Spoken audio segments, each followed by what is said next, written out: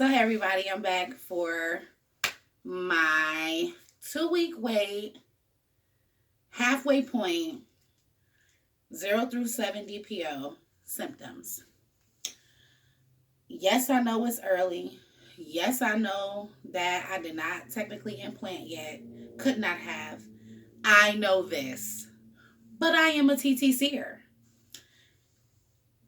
by all rights through and through. Okay, so I pee on the stick when I know it's not going to be positive. I test out my trigger shot. I take pregnancy tests at 7 DPO, 6 and 5 and 4 DPO.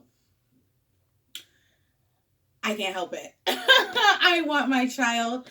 And when you know you have that feeling in you of something that you want so bad, it doesn't matter what anyone else thinks, because you're going to do what you feel is going to help you or make you feel better or put you at ease or comfort. So, backtracking once again, welcome back to my channel. My name is Jacinda. I am trying to conceive baby number one. I had just had my second IUI this past week, and I tested out my trigger. You can go back to my other videos to follow me through my IUI number two process.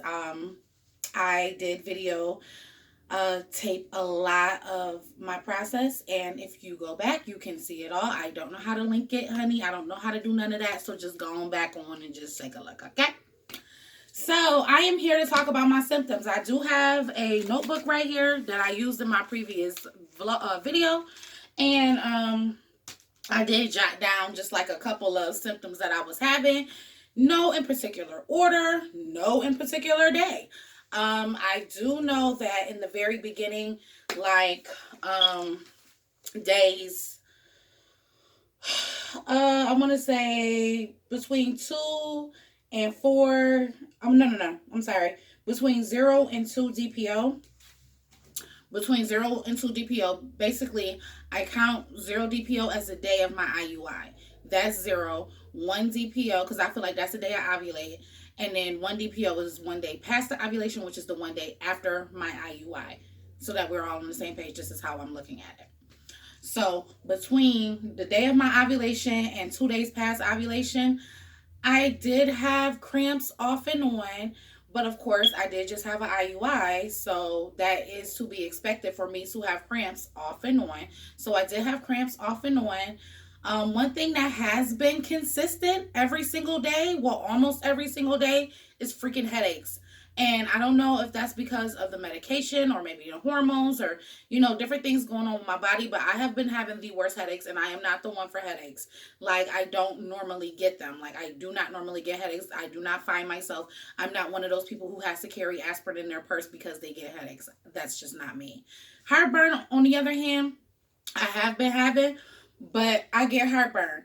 But I have been having heartburn on steroids. Like, the shit has been real. Like, I can eat something with a sauce base, tomato base, with all the acid in it, and I'll be able to pop a couple Tums and call it a day. But lately, I've been getting heartburn so bad that I almost want to puke. So that is something else. Also, I have been experiencing bloating. Lots of bloating, and it's bloating in the sense of, like, it's bloating. I mean, girl, like, we have periods, we bloat. You know how it feels when your uterus feel a little bit full. Like, that's what it kind of feel like. It feel like the bottom of my stomach is just a little bit full. Like, basically where I would wrap my belt around, like, that's uncomfortable. I remember one day I was putting some pants on, and I went to bend over. This is after I put the belt on, put the pants on, everything regular. And I went to bend over to get something off the floor or something.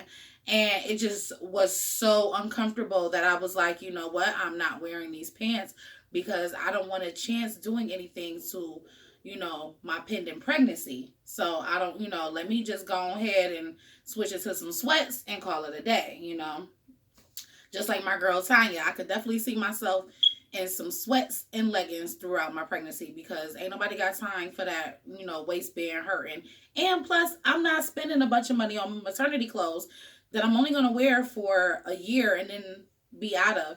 But I am a big girl, so I could just buy stuff a little bit bigger. And plus, I don't plan on gaining any weight. I'm not trying to gain any weight. Actually, I'm trying to lose weight. So, whatever. But anywho, moving on. I told you guys about the cramping, the bloating, pulling. I have been feeling this pulling sensation at night. And that's another thing too. A lot of my symptoms kind of faded out by between 4 and 6 DPO. My symptoms kind of started to fade out during the day, but I would feel things at night. Like I would lay down in the bed and get ready to go to sleep, and I would feel tugging and pulling in my uterus area. Like I could be laying on the couch watching TV, and I would feel a little bit of tugging and pulling in my uterus area. I'm really not looking too deep into it, you know what I'm saying? Like I'm just kind of whatever. So basically, like I said, 0 to 2, it was cramping.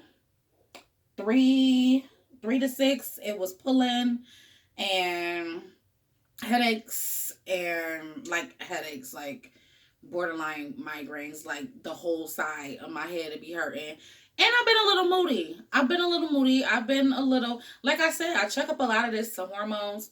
I've been a little moody towards babe. Like I've been a little short, and I've been trying to like put it all behind me. Not even really to say put it all behind me, but I'm trying to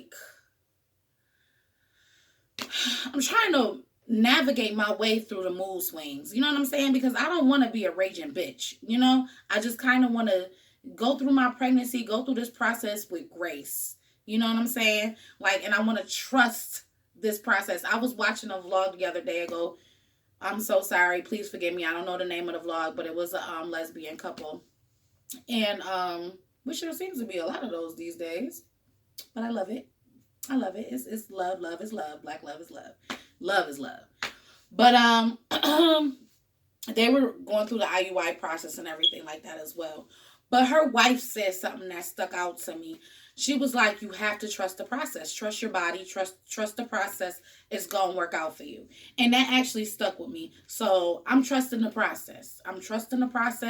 I'm letting it go ahead, and, I'm letting my body just roll with it, and I'm just trusting it. I put it in God's hands, and I'm just trusting it, that it's going to work out and it's going to be fine, but I always get to this point where, oh yeah, 2 of my boobs was hurting a little bit, and the only reason why I mentioned that is because they starting to hurt a little bit now.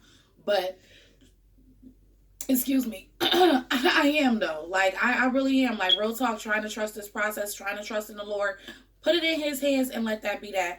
But on the other hand, I am making preparations for Plan B. I do have an appointment coming up where I am going to talk to the doctor about IVF. And we're going to start the ball rolling on that as far as like being prophylactic as far as that. And then I do have a third IUI that is planned with injectables, which would be the Gonorrhea F. So even though I'm trying not to think about the fact that it may not happen, you know what I'm saying, this cycle, but I always try to put in my mind the good that happened this cycle. I had 2 mature follicles on my right side. I had an HSG performed, and I had a free and clear tube on my right side. And then when I went back to the doctors, I was ovulating on my right side, and then I did the IUI and everything like that. We had 32 million sperm, or between 32 and 36, maybe even 37 million sperm. I really don't honestly remember. I'm just telling you. I know that we needed 20 million. Excuse me. And I also heard in other vlogs that they said they only need like 18 and 15 million or 10 million or something like that.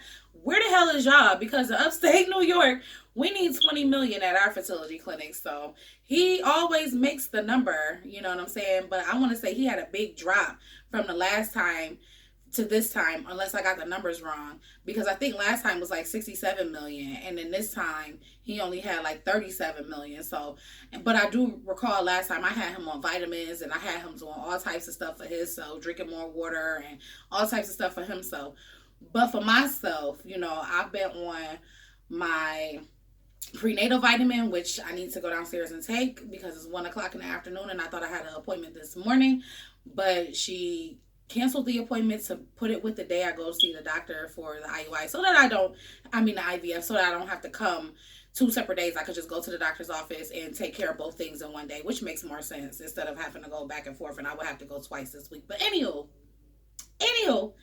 um, you know, like I said, I'm trusting this process. I'm gonna get through it. Things are gonna be fine. I'm gonna look to the brighter side of things. I do err on the side of caution, so I do have a plan B, a plan C, whatever. Like, I'm, already thinking ahead, but I am trying to remain positive because I really, honest to God, do feel like it is going to work for me this time. It is going to happen this time. This is my cycle, and I believe that it's going to happen this time. I'm not going to need to do X, Y, and Z because A got it. Okay? So, just a couple little symptoms for now. And I am going to wrap things up and get my tail downstairs so that I can take these prenatals. Oh, by the way, I know y'all looking at my background like this girl got some childish ass sheets. But if you watched my previous video, you would know that I am in my stepdaughter's bedroom at our home. I am in my stepdaughter's bedroom, and she has the best lighting. And the last video came out pretty good, for what I could tell. It came out pretty good. So I decided that I wanted to continue with my symptoms and do it in here because it was really good lighting. And I feel like, this bed is really cute. And if she comes across it, she can see it, nothing's a secret, in our household. She knows what's going on. She knows that, we want to have a baby brother or sister, and she's excited about it. So, I don't mind if she sees it. But I would like to thank you guys again so much for coming with me along in this journey. Let me know what your symptoms was between 0 and 7 DPO. Let me know what you guys were feeling. Let me know what day you got your big fat positive, because I want to know. I want something to look forward to. I go through everyone's videos. I look at everyone's DPOs and when they got their big fat positives. So drop it down below. Let me know when you got your big fat positive, and we'll keep the baby dust flowing and vaginas crossed that positive is coming soon. We're gonna speak positive, and we're gonna speak life into this, and our big fat positive on the Jacinda Coney channel is coming soon. Thank you guys so much. See you next time.